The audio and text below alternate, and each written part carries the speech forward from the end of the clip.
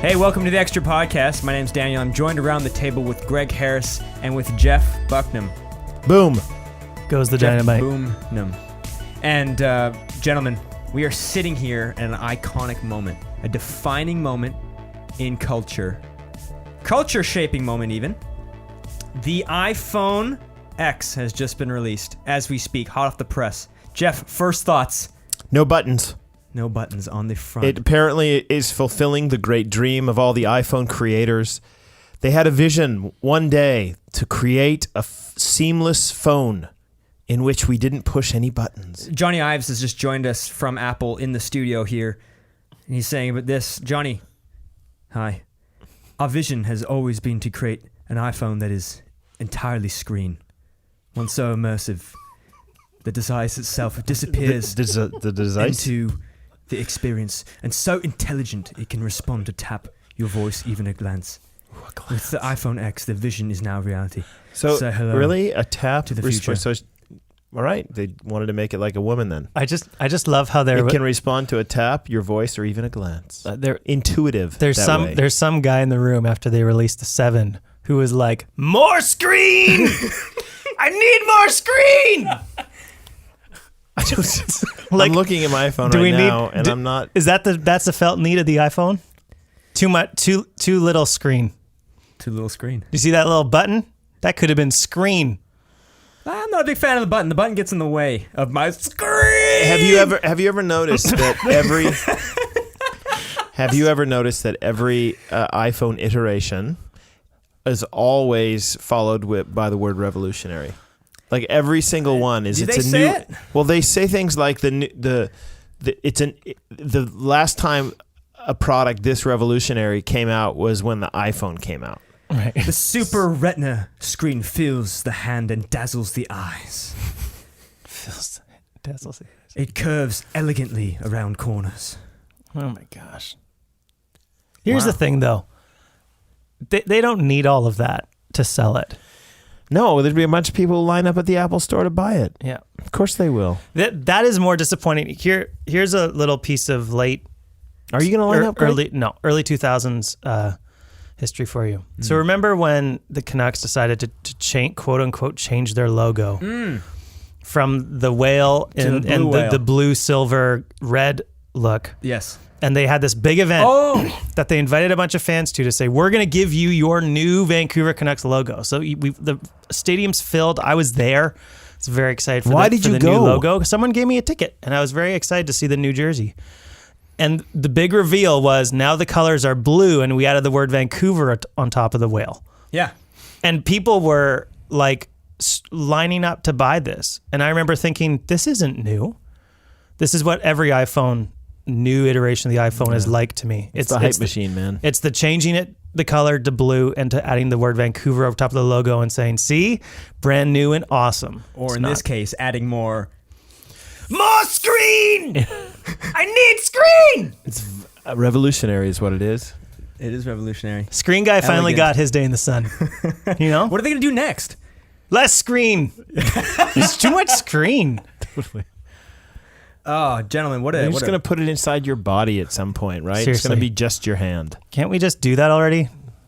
Oh, they already can. You know it. They just have to sell 6 different iterations before we get to that. They're going to do more screen before they do more screen. More of that. Do you remember there was a day where the cell phone, everyone wanted a littler one? Mm-hmm. But there was these little tiny Nokias. I remember those. And but now, not anymore. They flipped or no? Now you got people with the. I've seen Nokia. people with the iPad Minis taking pictures and stuff. They're the worst.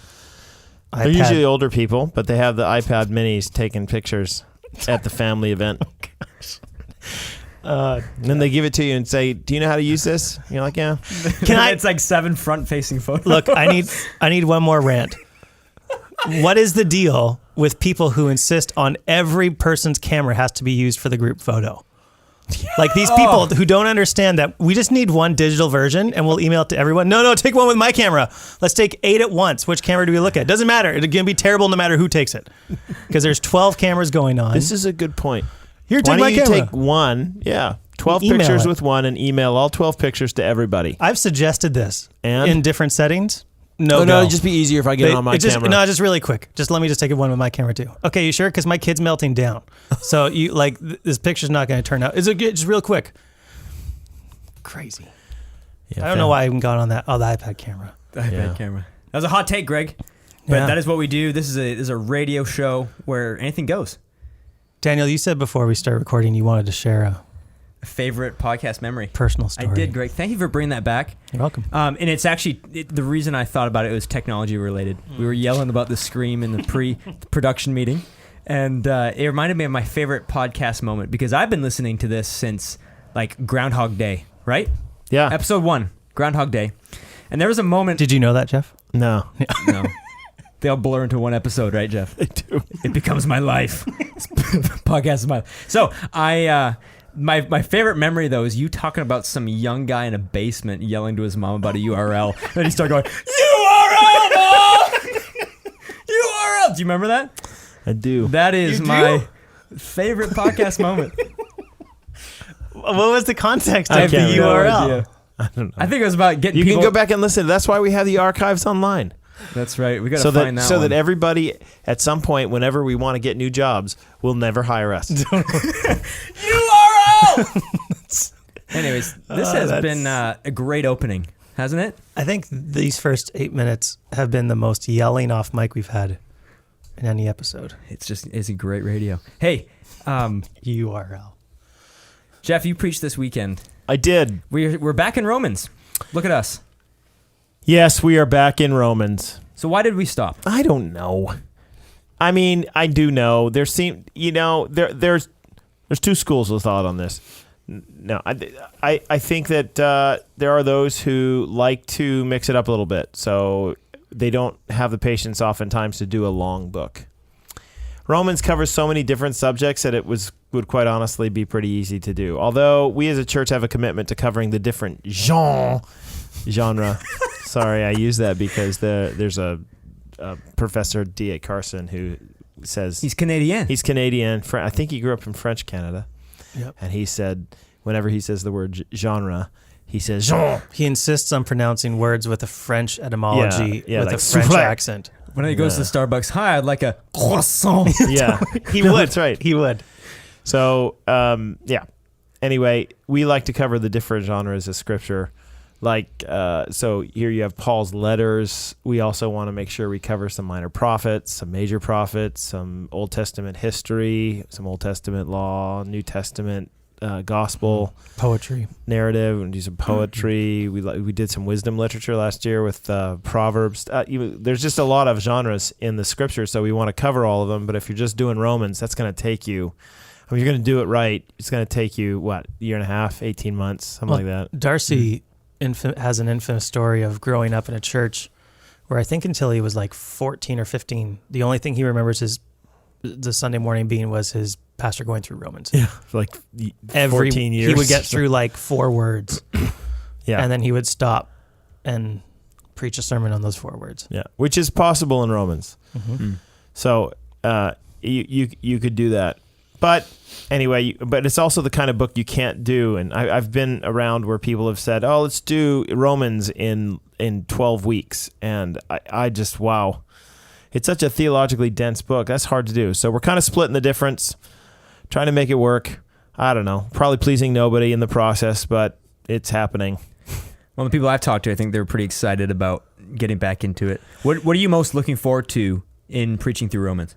Well, I mean, I enjoy the richness of the theology and the subjects that it brings up, especially as we get going into Romans 5 to 8. You're going to cover the ground on a lot of things that have to do with salvation. I mean, we already talked about in Romans 1 to 3 the doctrine of justification a little bit, but now you're going to get into the doctrine of sanctification. It means the Christian life, right? And how does that work? And what is the function of the Old Testament law? And how should Christians, New Covenant Christians, relate to the Mosaic law? And what does life in the Spirit look like? And can I lose my salvation?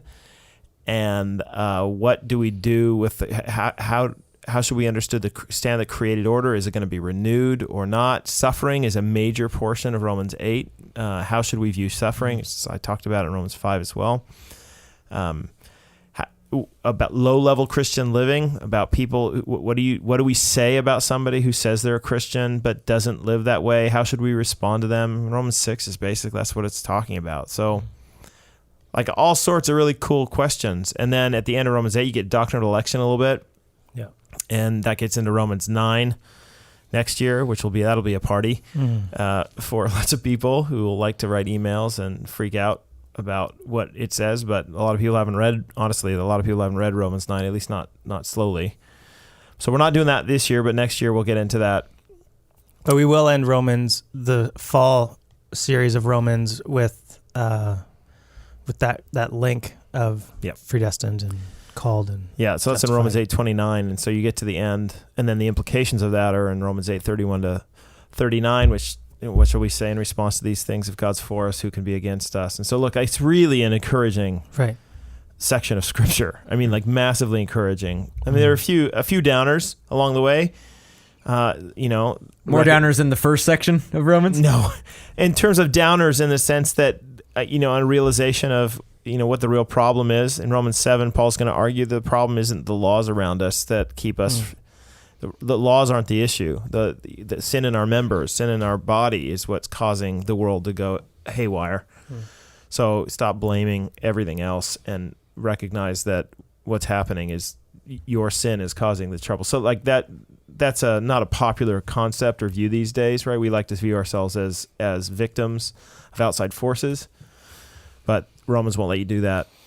It's honestly, I taught Romans in Bible colleges before, and this section, probably 6 through 11, 5 through 11 is probably my favorite part of the book. Romans 12, chapter 12 and beyond is also fantastic. It's really practical, right? It talks about all sorts of very practical church-oriented things and commands about how you should live and that kind of thing. But the rich theology is where we are now.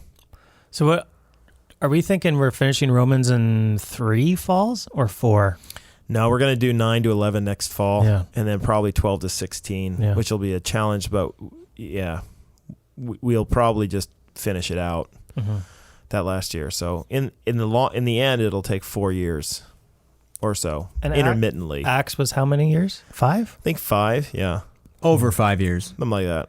Yeah, a little bit over. Because once we got to the end, we were like, let's just finish it out. And we just went back to it in the spring. It's a lot of providence in Paul's missionary journeys, those last few chapters. Yeah, that's what it's about. Yeah. But we are, we're doing some other stuff this year. We're going to talk about Abraham. We've done character studies in the past, so we're going to do Abraham. We've done David in the past, and Elijah, and Jacob, and that Jacob one still remains one of my favorite.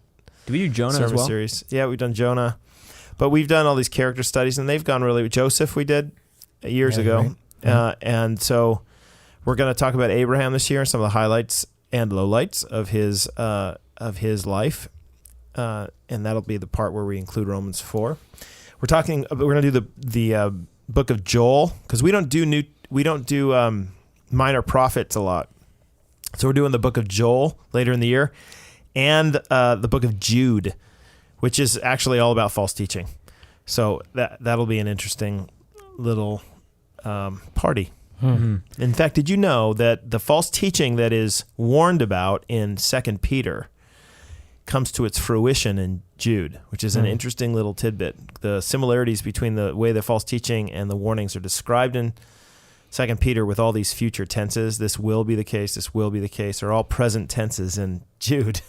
So it's like, oh, actually it is happening in this particular church, which is in and of itself an interesting Are they describing the actual same church? Well, like in the same city, or at least the false teaching. It sounds like they're describing the same false teaching, because the very similar language is used in both books.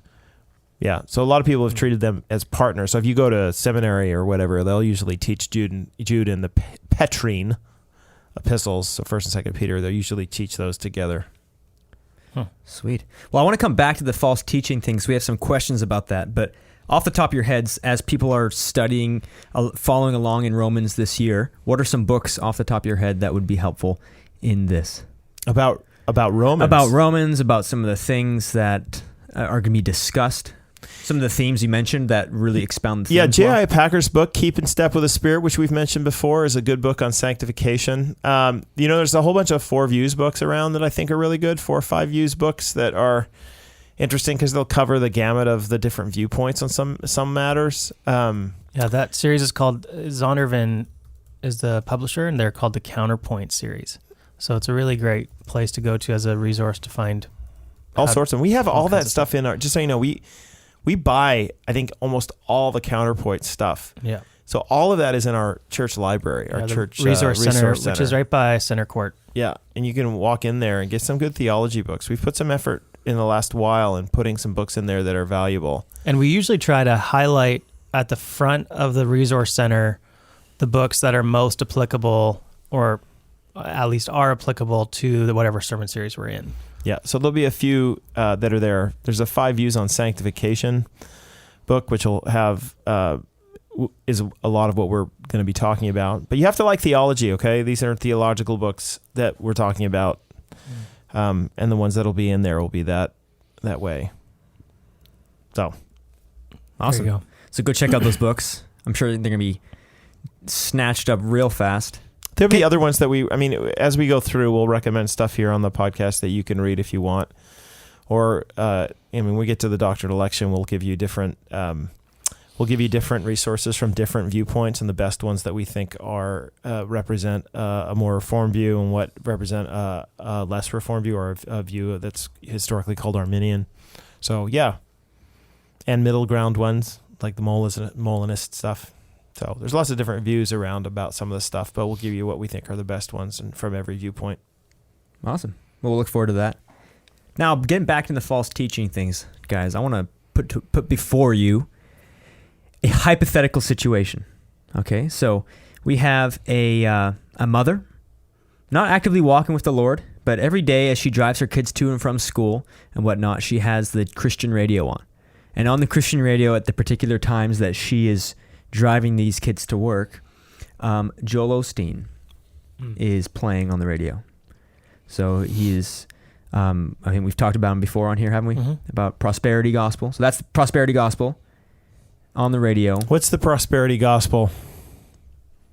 So probably one of the best ways to summarize Joel Osteen's ministry is he is one of the big things in his ministry is about finding and living out the destiny that God has given you for your life, which destiny means your success, your ability to overcome each challenge and trial, so that on the outside of on the end of it, you are better off, not just spiritually more mature, but you are healthier and you are wealthier. So it's a this worldly, yeah, not a another worldly, meaning that we're looking forward to the reward of heaven. Mm-hmm.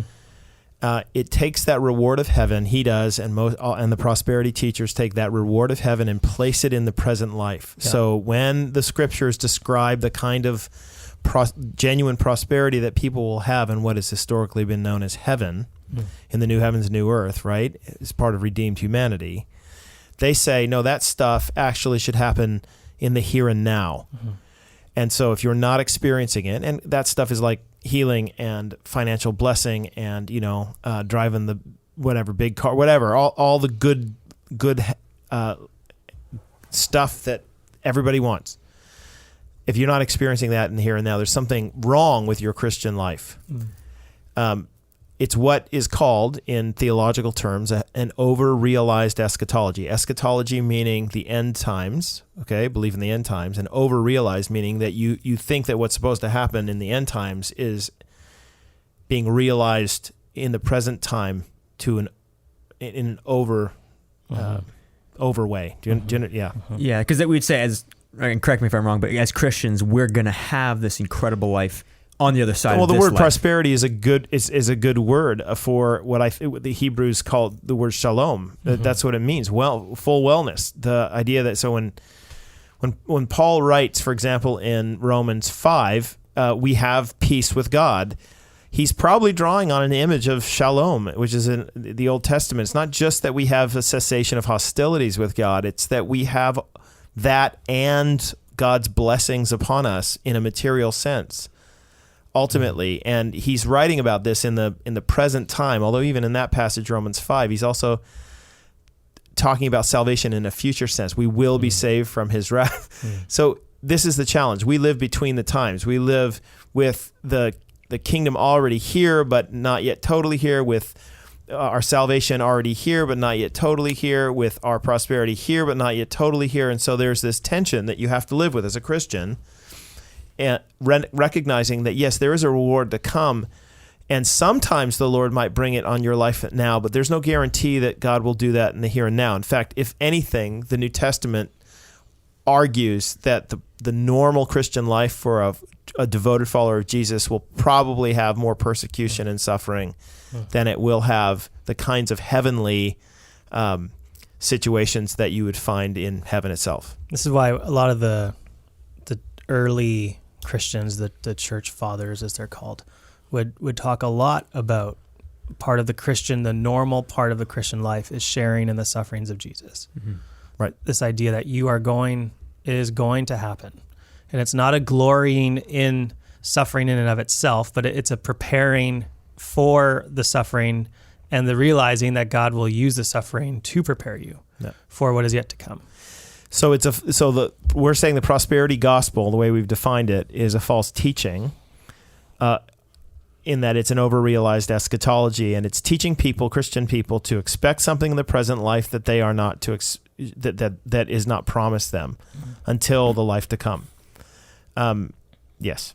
Okay, so that's what Joel Osteen preaches. Absolutely. So boom, there you go. That's what we have. So this lady, she's driving her kids to work or to school every day. On the radio, she's listening to this prosperity message from Joel Osteen.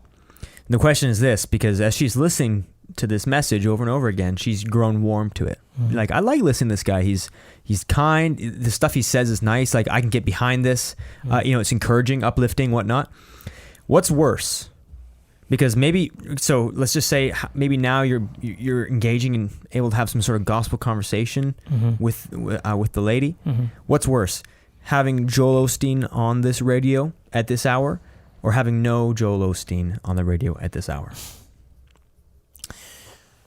I mean, it's a good question, because the viewpoint of lots of us is like, well, I mean, we could tell stories about, hey, I have a friend and they were far from God, and then, so they started listening to Joel Osteen on somehow through the internet or whatever, or on TV, and they're warmer now toward God.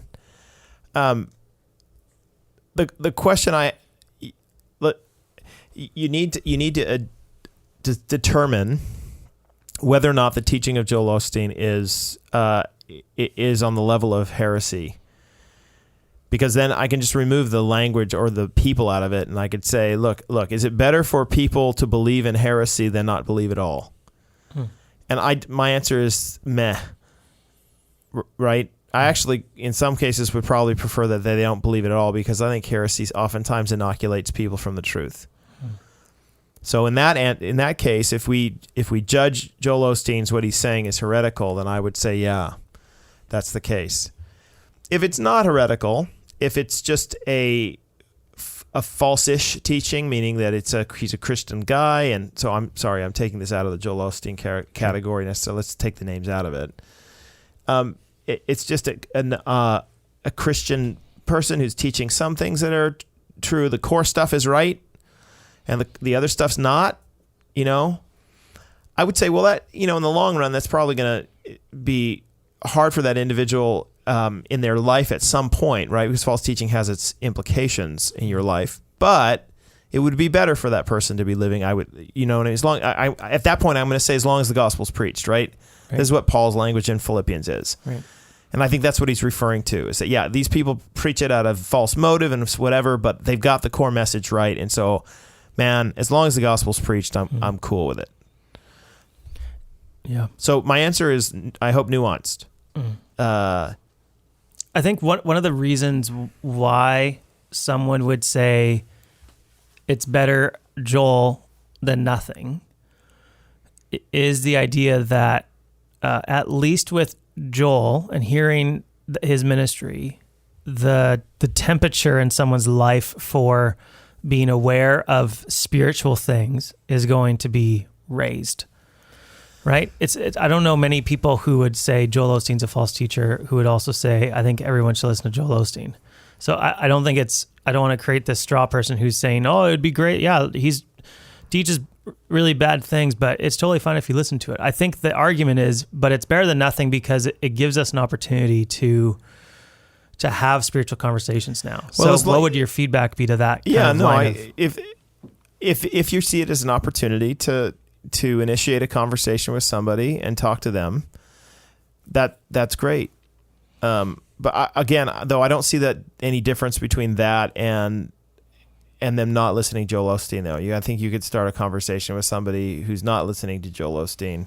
Right. You're also making a massive assumption that the person who's not listening to Joel Osteen is not spiritually aware or open. Well, that's my main pushback against why I would lean towards the better know Joel than Joel, is that I think we underestimate the spiritual crises that people can find themselves in, even without being exposed to guys like Joel Osteen. People will still have questions about why are things the way they are. I mean, we bug him a lot, and rightfully so, but Andy's right in that people do ask really big questions about life. But I'm going to keep coming back here because that phrase, as long as the gospel is preached, is my attitude, I think, toward people who are not not teaching falsely in a heretical sense. Do you understand? Right. They might be they're teaching true doctrine maybe from bad motive, or true doctrine with a few extra bits thrown in that aren't ruining the doctrine completely, but kind of lead. You know what I mean? They make some implications that aren't necessarily there. But as far as the core of the message, it's there. So I think that's what Paul's talking about when he says, as long as the gospel is preached, it's fine. The question is, so there were people who say, well, Joel Osteen preaches the gospel. And every time he invites people to a relationship with Jesus at the end of his sermons. The question I have is, what kind of relationship with Jesus is he inviting them to, and which Jesus? That's my question. And so in the end, this is a discussion, though, that needs to start by saying, okay, what are we dealing with when we talk about Joel Osteen? That's kind of when I was separated from Joel Osteen, and because I really don't want to talk about that. What I want to talk about is, let's just evaluate every teacher, and let's say, look, if the core doctrine that they're teaching is in line with the apostolic gospel, right? It's people called to faith and repentance, or repentance and faith, properly said.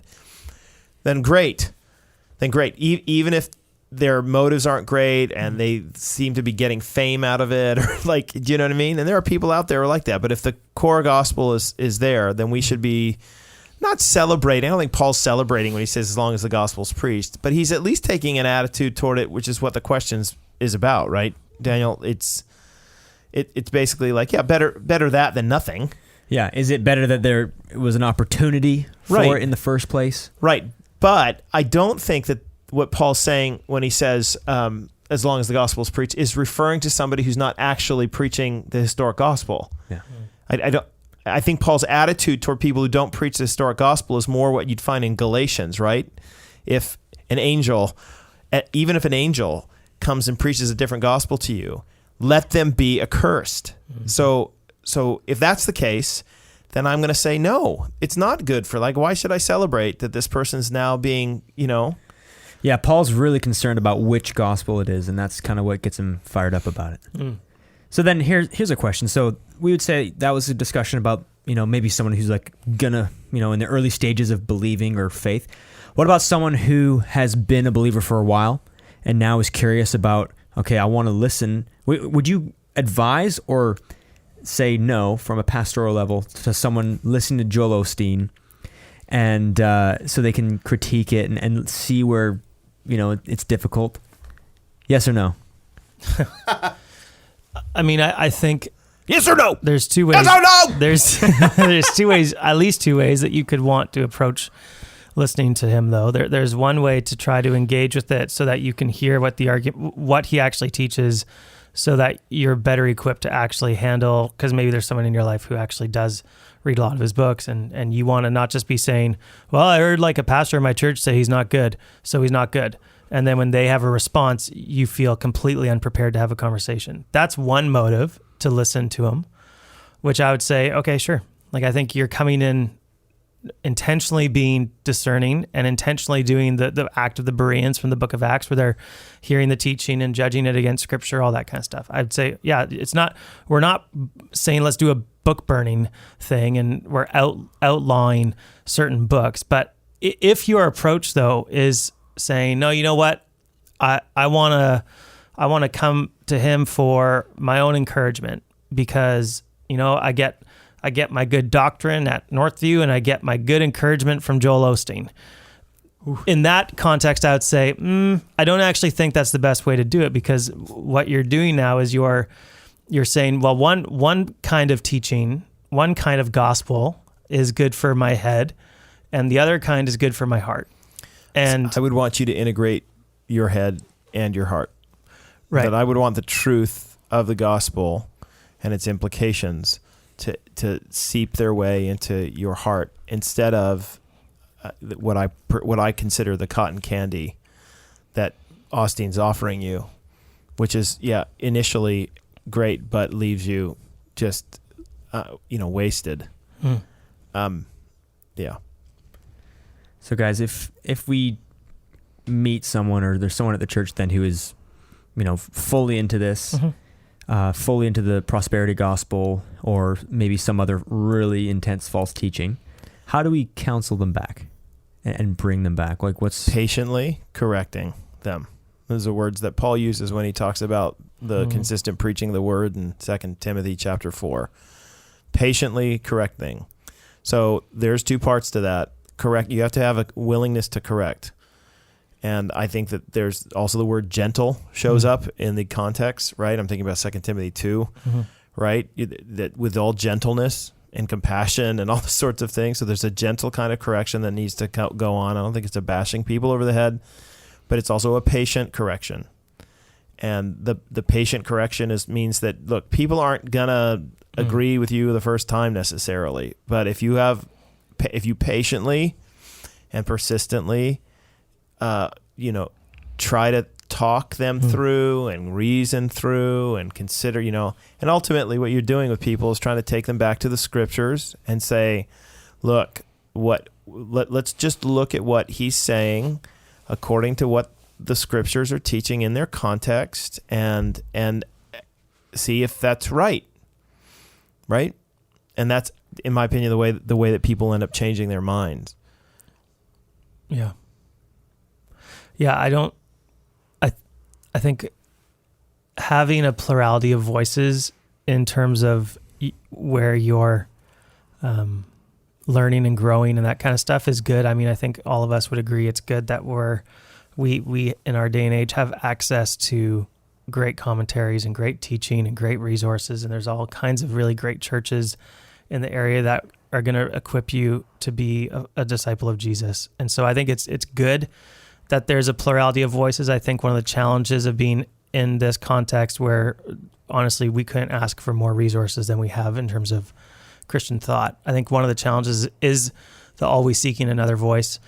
And it leaves you kind of paralyzed, same way that you do when you stand in front of the toothpaste aisle. You're like, I don't know. I don't know. I'd like toothpaste. Right. And I would like somebody to tell me which toothpaste to have, please. So Colgate or Crest. Totally. Exactly. So teeth whitening? Arm & Hammer?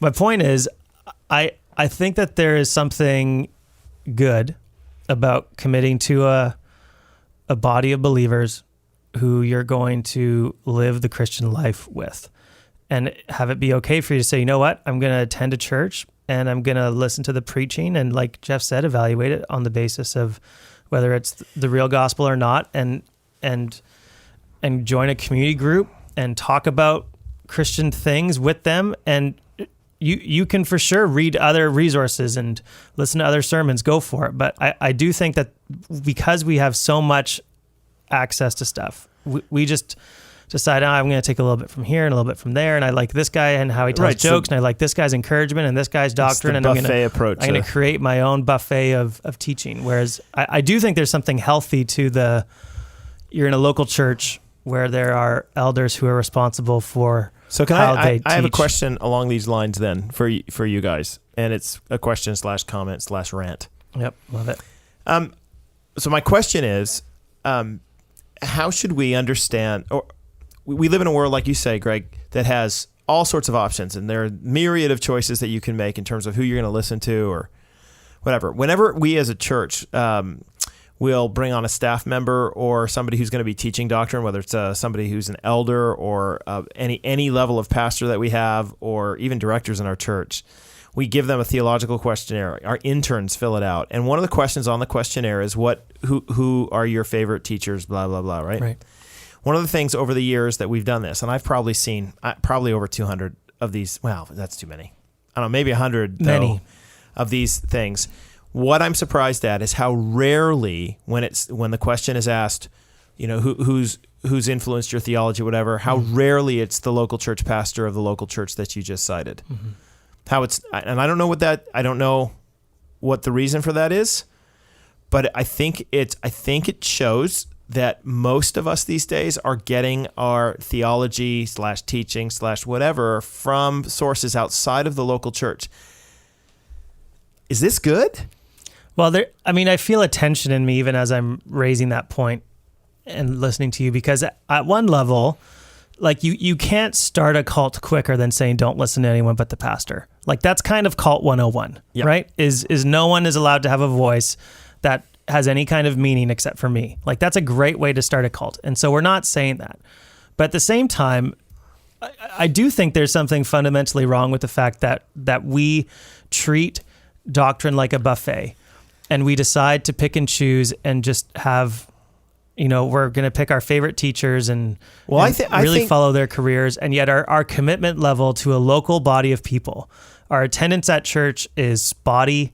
Our involvement in serving at the church is negligent. Our involvement in a community is purely for our own self-serving reasons when it's convenient to us. And yet we feel like we're deepening and growing in our faith because look how many blogs from John Piper I read this week. Yeah. So here's my concern with it.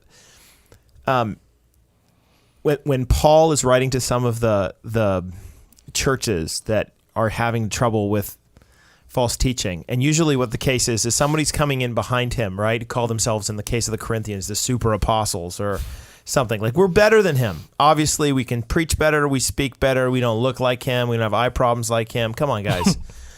He doesn't even see good. No. So we're better than him. And Paul's response, okay, in that situation, or when he's writing to Timothy, and Timothy's facing the chance of false teaching, and there are people in his church who are steering away to a different kind of teaching. Paul's words to these people are, you know me.